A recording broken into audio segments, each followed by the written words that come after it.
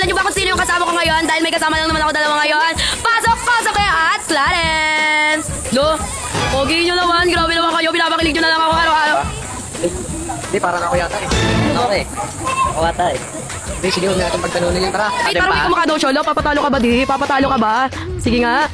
Eh! Wait lang. Ano, wait lang, may nakita ko. Ano yan? Ano yung clank? Ano yan? Hindi, statwa. May statwa ba yan? Wow, ang pogi naman ng statwa na yan. Dito na siya ginawa. Binabayaran ko. Ito yung binabayaran. Yan ako maguhulog ng piso, makuha ko lang isa sa inyo.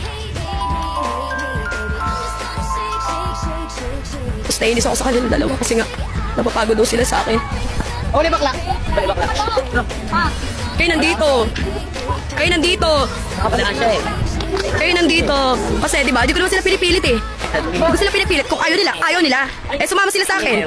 Kasalanan ko bang pinagagawa na naman nila ako? Ewan. Hoy, tumigil nga kayo dyan! Tignan mo naman yung kasama mo, yung makeup niya! Hoy, loud na makeup niyan! Bigyan ko pa ng dadarag ka na naman eh.